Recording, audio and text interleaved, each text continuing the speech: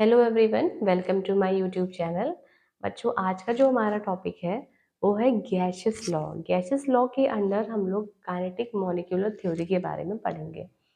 Kinetic molecular theory जो होती है basically it is describe the composition of molecules या पार्टिकल्स। ठीक है, ये बेसिकली किसका होता है? ये इसमें इसके काइनेटिक मॉलिक्यूलर थ्योरी के अंदर आपके मॉलिक्यूल्स या फिर जो आपके पार्टिकल्स हैं वो रैंडम मोशन में मूव करते हैं। मॉलिक्यूल्स या पार्टिकल्स जो होते हैं वो रैंडम मोशन में काइनेटिक मॉलिक्यूलर थ्योरी में मूव करते रहते हैं। अब आप सोच रहे होंगे कि काइनेटिक में मतलब बात समझ नहीं आ रही है कुछ। कहने का मतलब ये है, काइनेटिक का मतलब होता है कि जब कोई एक चीज एक ही धुरी पे लगातार कंटिन्यूअसली मूव करती रहती है उसको हम बोलते हैं काइनेटिक एनर्जी।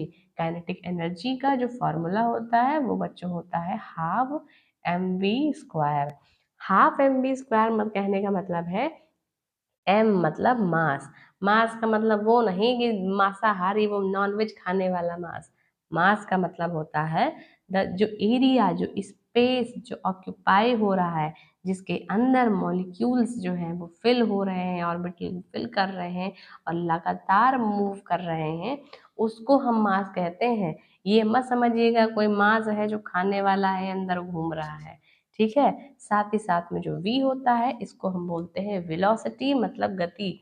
गति मतलब जो लगातार मॉलिक्यूल्स के अंदर घूम रहे हैं।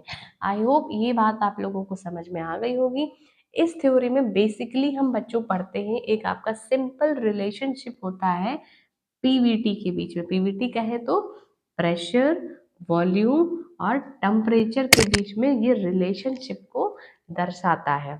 ठीक है, तो काइनेटिक मॉलिक्यूलर थ्योरी बस इसी पे आपकी बेस्ड है। इसमें एक और चीज होती है, जब आपका टेम्परेचर काइनेटिक मॉलिक्यूलर थ्योरी में जब भी आपका तापमान डिक्रीज होता है तो आपका वॉल्यूम भी जो होता है वो भी डिक्रीज होता है।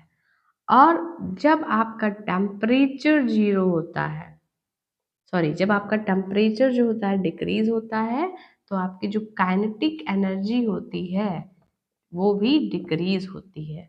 और जब आपका टेम्परेचर जीरो हो जाता है, व्हेन द टेम्परेचर, जब आपका तापमान जीरो हो जाता है तो ऐसी स्थिति में जो काइनेटिक एनर्जी होती है इसके अंदर जो मॉलिक्यूल्स का रैंडम मोशन होता है, लगातार जो मॉलिक्यूल्स इसके अंदर मूव कर रहे होते हैं, घूम रहे होते हैं, जब टेम्परेचर जीरो तो इसका मतलब काइनेटिक एनर्जी भी जीरो। तो मॉलिक्यूल्स इसके अंदर जो घूम रहे हैं, घूमते घूमते क्या होगा, यहाँ से रास्ता रुक जाएगा, स्टॉप हो जाएंगे, कोई भी मॉलिक्यूल आगे की तरफ नहीं बढ़ेगा। उम्मीद है आप लोगों को यहाँ तक की जो कहानी है वो समझ में आ रही होगी। तो इसके आगे के आपको और भी जो वीडियोस देखने हो तो आगे के चैनल्स में आप लिंक में शेयर करिएगा। साथ ही साथ चैनल को शेयर करना और सब्सक्राइब करना मत भूलिएगा।